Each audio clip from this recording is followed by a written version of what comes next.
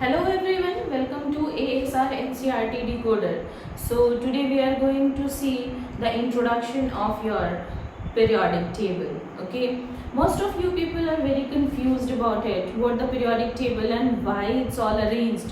So just like we all discussed in the previous video what the elements are and why they are arranged. Okay, so I'm going to give you a quick revision of it.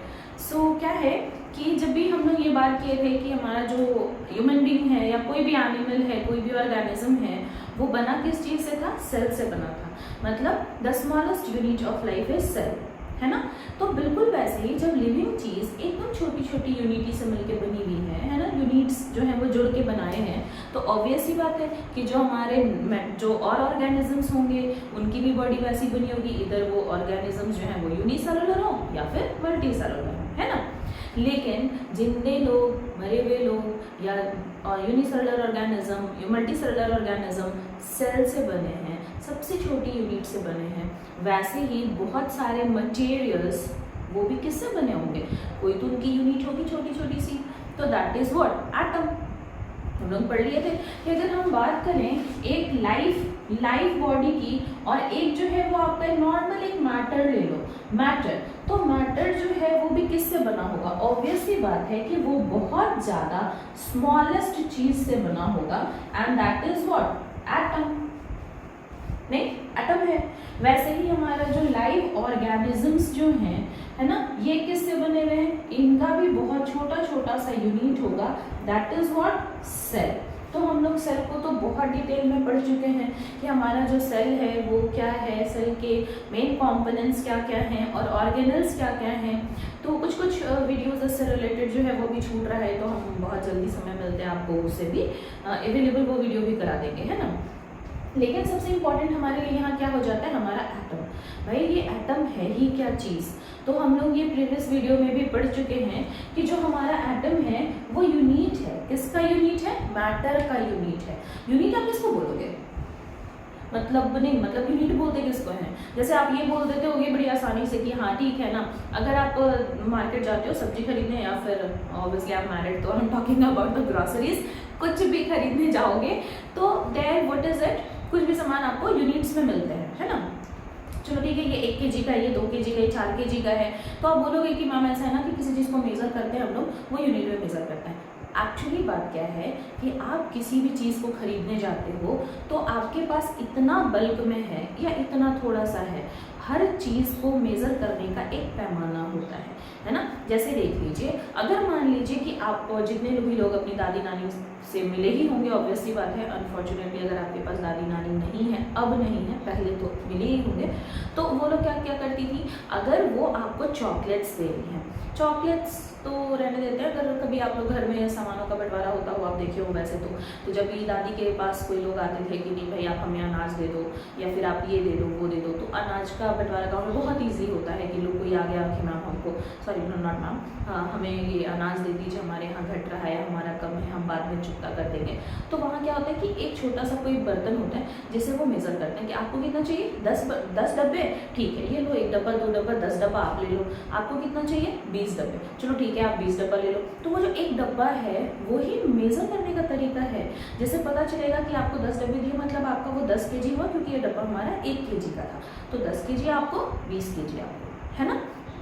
तो हमारी body, हमारे यहाँ measure तो नहीं करना, लेकिन हमारी body भी इसी तरीके से किसी चीज़ से बनी होगी। चाहे आप इतने बड़े ऑर्गेनिज्म बना लो, चाहे आप इतने छोटे से ऑर्गेनिज्म बना लो, यूनिसेलुलर ऑर्गेनिज्म बना लो, बनेंगे किससे? सेल से ही बनेंगे। अब सेल से बनेंगे, उनका शेप आप डिसाइड करो, है ना। जैसे मान लो कि आपको 4 पाँव वाले जानवर चाहिए, तो आपको सेल इस तरह से अरेंज करना है कि 4 पाँव वाले जानवर बन जाए। 2 पाँव वाले इंसान चाहिए तो भी आप वैसे ही कर सकते हो। तो कहने का मतलब क्या है कि सेल जो है वो अरेंज्ड है प्रॉपर तरीके से, जो आपको एक शेप दे देता है ना। आपका पेट जो है वो जे शेप का ही क्यों है? तो सेल अरेंज है बाबा उस तरीके से, जे शेप का रहेगा। तो कहने का मतलब है, आप चलो आप एग्जाम्पल घर से ले सकते हो, है ना। आपका घर बन रहा है, आप चाहते हो कि आपको जो आपका घर है ना वो उसका फ्रंट स्क्वायर शेप का होना चाहिए, तो आप ब्रिक्स को स्क्वायर शेप में अरेंज कर लोगे, वैसे ही करते हैं, घर वैसे ही बनता है। अगर आप चाहते हो नहीं हमें तो भाई स्फेरिकल शेप का चाहिए, तो आप जो स्फेयर बना रहे हो वो किससे बना रहे हो, ब्रिक्स को आप ऐसे लगाओगे कि स्फेयर बना करके दे दे आपको। रेक्टेंगुलर बनाना चाहते हो तो ब्रिक्स ऐसे लगाओगे कि आपका जो घर है वो रेक्टेंगुलर फॉर्म में आ जाए। तो कहने का मतलब है कि वो एक ब्रिक, चाहे आप उसको जिस तरीके से रखो, आगे जाके वो आपको अलग शेप भले ही दे दे, लेकिन बना वो पूरा का पूरा घर किससे है, ब्रिक से, ईंट से है ना। बिल्कुल वैसे ही हमारी बॉडी किससे बनी हुई है, सेल से। और बिल्कुल वैसे ही जो हमारे नॉन मेटल्स हैं, मेटलॉइड्स हैं, मटेरियल्स जो जिसको आप नॉन लिविंग भी बोल सकते हो, तो वो किससे बने हुए हैं, एटम से। ठीक है ना। तो अब ये एटम बोला गया कि ऐसा है कि एटम वो सबसे छोटा वाला मटेरियल है, या फिर आप उसको बोल सकते हो कि यूनिट है जिसको आप नहीं तोड़ सकते। सही बात है, नहीं तोड़ सकते, बहुत छोटा है। आपके पास एक बड़ा सा लोहे का रॉड है, आप उसको तोड़ो 2 भाग में, फिर तोड़ो 2 भाग में, फिर तोड़ो 2 भाग में, आप उसको तब तक तोड़ते जाओ जब तक वो सबसे छोटा यूनिट ना, सबसे छोटा ना हो जाए। उसे जुड़ा करने का पॉसिबल ही नहीं हो पा रहा हमारे से, तो वो हमारा क्या हो गया, एटम हो गया। ठीक है। तो बोला गया कि एटम वो सबसे छोटा वाला है जिसको आप फिर से नहीं तोड़ सकते, भाई वही आपका एटम है, आप पा गए हो। चलो ठीक है। बाद में पता चला नहीं ऐसा नहीं है, कुछ और मटेरियल्स हैं, उनका नाम क्या है, उनको बोला जाता है सब एटॉमिक पार्टिकल्स, है ना। सब मतलब अंदर, और छोटे एटम से भी छोटे वाले पार्टिकल्स को क्या बोला जाएगा, सब एटॉमिक पार्टिकल। तो सब एटॉमिक पार्टिकल कितने सारे हैं, 3 हो गए, प्रोटॉन, इलेक्ट्रॉन, न्यूट्रॉन।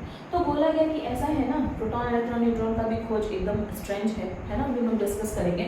तो प्रोटॉन, इलेक्ट्रॉन और न्यूट्रॉन 3 ऐसे पार्टिकल्स हैं जो सब एटॉमिक पार्टिकल्स में आते हैं। अब आपसे पूछा जाए, बहुत सारे एग्जाम्स में एसएससी या जेपीएससी सबका एग्जाम होता है, रेलवे का एग्जाम होता है, वहाँ पूछा जाता है कि प्रोटॉन की खोज किसने की, न्यूट्रॉन की खोज किसने की। अब आप कंफ्यूज भैया कौन खोज करके दे गया, है ना। याद करने का ट्रिक देख लो, क्या है, pen GTC, pen GTC। So what is what, P for proton, E for electron, N for neutron, और साइंटिस्ट का नाम क्या है, G for Goldstein, T for Thomson, C for Chadwick. याद हो गया, पेन GTC, है ना। तो क्या है, पेन प्रोटॉन का खोज गोल्डस्टीन, इलेक्ट्रॉन का खोज थॉमसन, और न्यूट्रॉन का खोज कौन किया, चैडविक। ठीक है ना। तो इन्होंने खोज करी, और अभी खोज में बहुत सारी स्ट्रेंज बातें छिपी हैं। देखो क्या है, हुआ क्या कि पहले बोला गया कि देखिए आप जो बोल रहे हो ना कि ये हमारा एटम है, एटम स्फेरिकल, लगभग स्फेरिकल, एटम स्फेरिकल है, और इस एटम के पास प्रोटॉन, इलेक्ट्रॉन है, क्योंकि पहले न्यूट्रॉन के बारे में कोई जानता हो था नहीं। ठीक है ना। तो बोला गया प्रोटॉन और न्यूट्रॉन है। अब आपको बोला गया प्रोटॉन कहाँ पे है ये बताओ, इलेक्ट्रॉन कहाँ पे है ये बताओ। तो जैसा हम पहले वीडियो में डिस्कस कर लिए कि हमारा थॉमसन सर क्या बताए थे, रदरफोर्ड ने क्या बताया था, है ना। तो किस तरह से प्रोटॉन इलेक्ट्रॉन अरेंज है, पता चला कि भाई प्रोटॉन भारी है इसलिए वो बीच में रहेगा, क्योंकि अगर वो थोड़ा सा भी इधर उधर खिसका हमारा एटम अनस्टेबल हो जाएगा, भाई गिर जाएगा, है ना। न्यूट्रॉन भी भारी है तो वो भी सेंटर में ही रहेगा, क्योंकि वजनी चीज़ों को हम लोग सेंटर में रखा करते हैं, सेंटर में ही रहे तो बढ़िया है।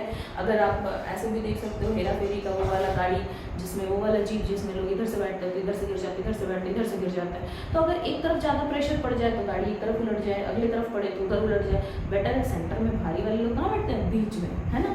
तो एटम में कौन बैठा, प्रोटॉन और न्यूट्रॉन कहाँ बैठे, सेंटर पे। ठीक है। और ये छोटे छोटे आवारा बच्चे, वजन तो इनका है नहीं, हवा से ये उड़ते फिर रहे इधर उधर, हवा तो यहाँ नहीं होता, मतलब कहने की बात है कि ये उड़ते फिर रहे किधर, किनारे किनारे। इनका अपना एक रास्ता बनाया, लेकिन एकदम अपना रास्ता बना, क्योंकि बोला गया था कि जब आप बोल रहे हो कि प्रोटॉन के पास प्लस चार्ज है, इलेक्ट्रॉन के पास माइनस चार्ज है, तो दोनों टक्कर खा जाने चाहिए थे, दोनों में ब्लास्ट हो जाता। तो हमारा जन्म तो बहुत बाद हुआ है, मेटल्स मटेरियल्स तो पहले से अवेलेबल थे, डायनासोर के समय से भी पहले से।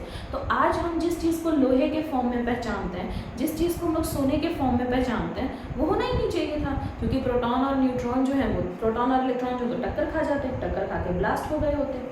तो फिर साइंटिस्ट ने क्लियर किया कि देखो, जैसे हमारा सोलर सिस्टम है, सूरज बीच में है, सारे प्लैनेट्स गोल गोल घूम रहे हैं, लेकिन कोई आके टक्कर तो नहीं खा जाता हमारे सूरज से, नहीं खा रहा ना। तो वैसे ही प्रोटॉन भले ही बीच में प्रेजेंट है, इलेक्ट्रॉन्स घूम रहे हैं, लेकिन इलेक्ट्रॉन्स कभी भी टक्कर नहीं खाएंगे। आगे बात समझ में। फिर उसके बाद खोज हुई न्यूट्रॉन की, तो पता चला कि भारी भारी चीज़ें, भैया बीच में बैठो किनारे, तो हम ही घूमेंगे पतले दुबले वाले, हम तो पतले दुबले नहीं जो भी है, ठीक है। तो यहाँ तक तो ठीक ठाक चल रहा था। अब बात आई एटॉमिक मास और एटॉमिक नंबर की।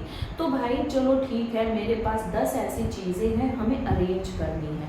आपके पास भी अलग अलग सब्जेक्ट्स के बुक होते होंगे, तो आप कैसे अरेंज करते हो? इधर आप उसको सब्जेक्ट वाइज अपने रूटीन वाइज अरेंज करते हो कि फर्स्ट पीरियड मैथ्स पेपर है, मैथ्स है, सेकेंड पीरियड इंग्लिश है, थर्ड पीरियड साइंस है, तो बैग में आप कैसे रखते हो? पहले मैथ्स बुक रखते हो, बुक्स कॉपी, फिर उसके बाद इंग्लिश, देन साइंस, और ऐसे आप करके सारी चीज़ों को अरेंज करते हो ताकि आप इजीली उसको इजीली रीचेबल हो, आपको आसानी से मिल जाए। घर पे अगर आपको बुक किताबें अपने रैक पे, अपने अलमारी में अरेंज करनी होती है, अपने कबर्ड में लगानी होती है, फिर आप कैसे लगाते हो? इधर you can do it with the size wise, छोटे छोटे कॉपीज़ को पहले, फिर उससे बड़े वाले कॉपी, उससे बड़े वाले कॉपीज़ ऐसे लगाते चलेंगे, या तो फिर मोटी वाली कॉपी किनारे, उससे पतली वाली, उससे पतली वाली, उससे पतली वाली, ऐसे लगाएंगे। तो कहने का मतलब है हर किसी के पास एक तरीका होता है अरेंज करने का, करीने से सजाने का।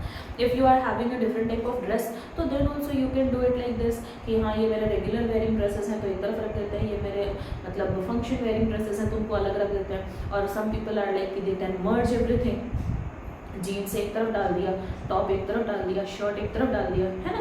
तो मतलब अरेंजमेंट तो ज़रूरी है। अरेंजमेंट नहीं होगा तो आप चीज़ों को आसानी से उसको मेमोराइज नहीं कर पाओगे, है ना।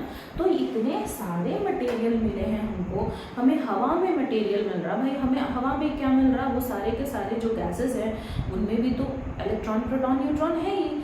जमीन कोड़ो तो अंदर से क्या निकल के आ रहा है? मिट्टी निकल के आ रही है। मिट्टी के साथ साथ लोहा आ रहा है, तांबा आ रहा है, पीतल आ रहा है, सोना आ रहा है, चांदी आ रहा है, बहुत सारे मेटल्स आ रहे हैं अंदर से। तो वो सारे मेटल्स को भी तो हमको पढ़ना है।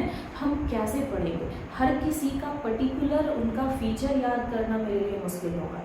तो बेहतर होगा एक तरह के गुण रखने वाली चीज़ों को एक तरफ और दूसरी तरह की गुण वाली चीज़ों को अलग रख दें। तो इस तरह से हम उसको अरेंज कर सकते हैं। तो ऐसी प्लानिंग आई साइंटिस्टों के दिमाग में।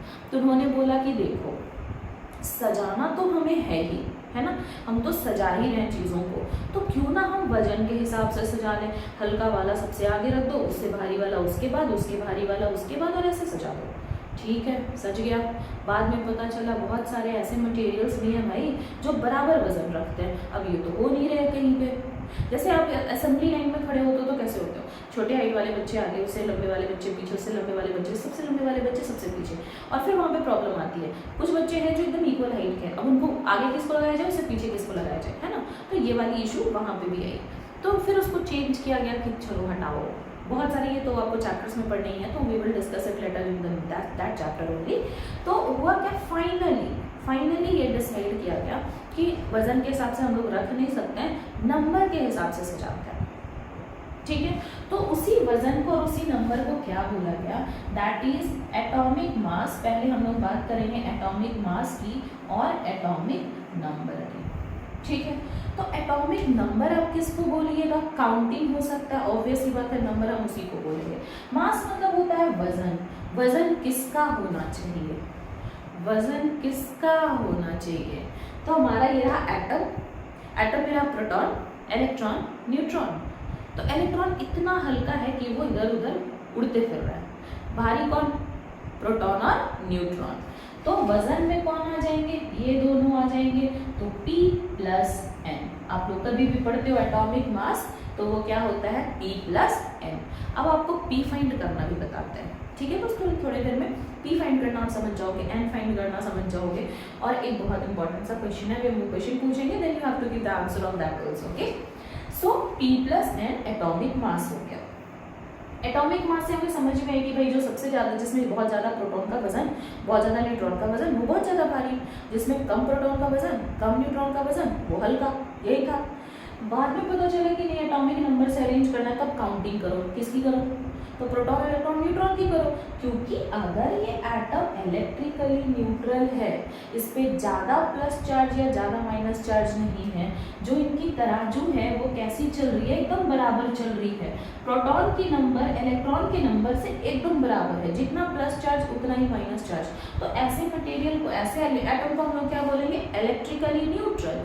अगर प्लस चार्ज ज़्यादा होता, पॉजिटिव चार्ज मतलब प्रोटॉन ज़्यादा होते तो पॉजिटिव चार्ज ज़्यादा होते, तो फिर हम इसको क्या बोल सकते हैं, प्रोटॉन ज़्यादा हो गया तो ये पॉजिटिवली चार्ज एटम है, ठीक है।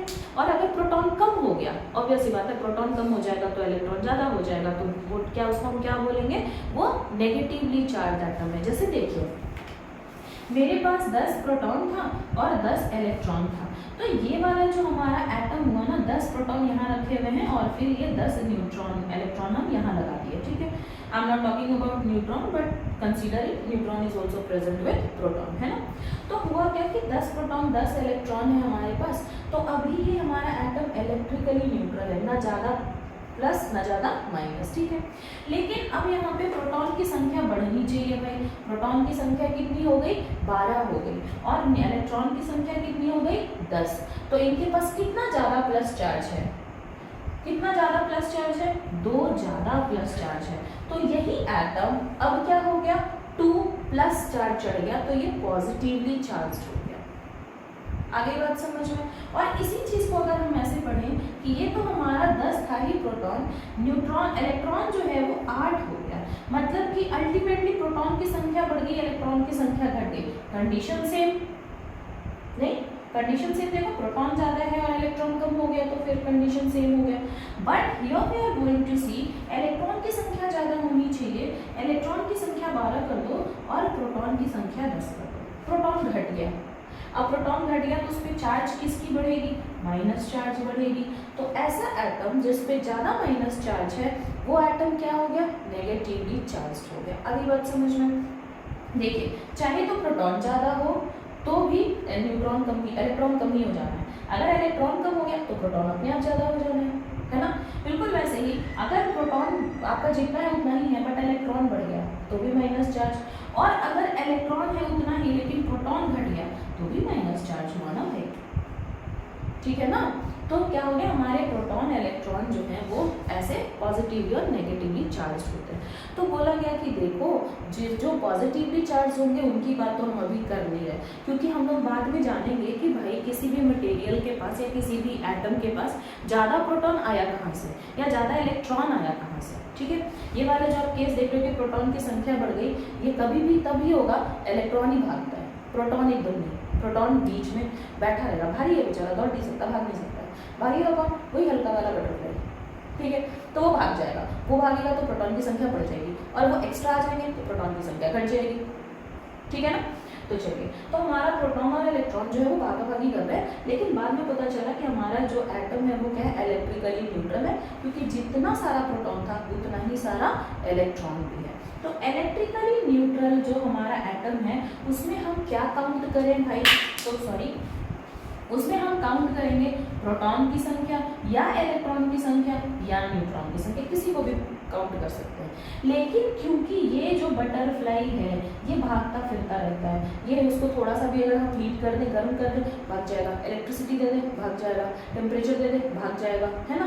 तो कहने का मतलब है कि ये भाग जाएगा तो फिर इस पर भरोसा नहीं है। अगर हम इसकी काउंटिंग करें, जैसे मान लो कि आपके घर में 10 गेस्ट आए हैं एंड आपको पता चला कि आपके मोहल्ले से भी 2 भाई लोग हैं वो आए हुए हैं, तो आपने क्या किया, जो आपके रिलेटिव्स हैं और जो आपके मोहल्ले वाले लोग हैं आप सबके लिए नाश्ता लेके आए, पता चला बाद में कि मोहल्ले वाले लोग आए नहीं, आई बात समझ में। तो बेटर है आप किसको काउंट करो, तो ओवरऑल जो प्रेजेंट है, प्रोटॉन भागने वाला तो है नहीं, इतना भारी है क्या ही दौड़ेगा बेचारा, बीच में बैठा पड़ा है, तो फिर प्रोटॉन की संख्या हम काउंट करते हैं। इसीलिए आप डेफिनेशन में क्या पढ़ते हो, the number of proton present in atom is known as atomic number. लेकिन कोई दिक्कत नहीं है अगर आप ये बोलो द नंबर ऑफ इलेक्ट्रॉन और द नंबर ऑफ न्यूट्रॉन और the number of proton present in the atom at neutral condition, क्योंकि पॉजिटिवली चार्ज होगा तो दिक्कत कर जाएगा, नेगेटिवली चार्ज हो जाएगा तो दिक्कत कर जाएगा।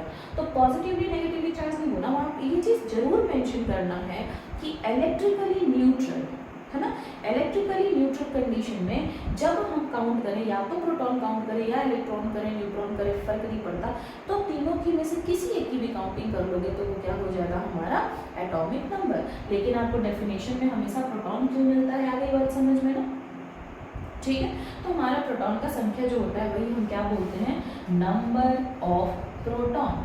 तो याद कैसे रखना है, मास मतलब वजन, तो ऑब्वियस सी बात है यहाँ पे भारी चीजें जुड़ेंगी, तो P भी जुड़ेगा किससे, M से। लेकिन अगर नंबर बोला जाए तो काउंटिंग, काउंटिंग किसकी, प्रोटॉन की। क्यों, क्योंकि प्रोटॉन भारी है, वो भाग नहीं रहा कहीं पे भी। हम इलेक्ट्रॉन का भी रख सकते थे, लेकिन क्योंकि इलेक्ट्रॉन को हम थोड़ा सा अगर एनर्जी दें तो वो डिस्चार्ज होता है, वो भाग जाता है, वो वहाँ से छोड़ के निकल जाता है, कहीं और से ऐड हो जाता है, इसलिए हम इलेक्ट्रॉन को काउंट नहीं कर सकते। क्लियर है बात यहाँ तक। हाँ, तो रही बात क्वेश्चन की, क्वेश्चन है कि हाइड्रोजन जिसके पास एक प्रोटॉन और एक इलेक्ट्रॉन है, ठीक है। देखिए हमारा जो हाइड्रोजन है उसका कंडीशन क्या है, एक प्रोटॉन है और एक इलेक्ट्रॉन है, ठीक है। न्यूट्रॉन नहीं होता इसके पास, ये बात शायद आप सारे लोग जानते होंगे कि न्यूट्रॉन इनके पास नहीं होता। अब बताओ हाइड्रोजन कैसे स्टेबल है, ये प्लस चार्ज ये माइनस चार्ज आज तक टक्कर क्यों नहीं खाए, हाइड्रोजन कैसे अवेलेबल है, अरे बात समझ में, क्वेश्चन क्या है। तो नाउ अगर ये आप वीडियो देख रही हो तो आपको ऑब्वियसली बात है कि आपको कुछ कुछ क्वेश्चंस जो है वो आप एक सेपरेट कॉपी रखो जिसमें आप सारे क्वेश्चंस को लिखो और उसके आंसर्स करो। तो क्वेश्चन वही हो जाएगा कि इनके जो डिस्कवरर थे वो कौन कौन थे और ट्रिक जो है वो आप लिख लोगे। Then after you have to write कि एटम जो है क्या, सब एटॉमिक पार्टिकल्स किसको बोलते हैं और ये तीनों में खोज पहले किसकी हुई थी, ठीक है। उसके बाद फिर आपको लिखना है मास किसको बोलते हैं, देन आपको नंबर किसको बोलते हैं, एटॉमिक नंबर किसको बोलते हैं, and the question don't forget it. Okay, so later on what you have to discuss we will see later. Thank you everyone.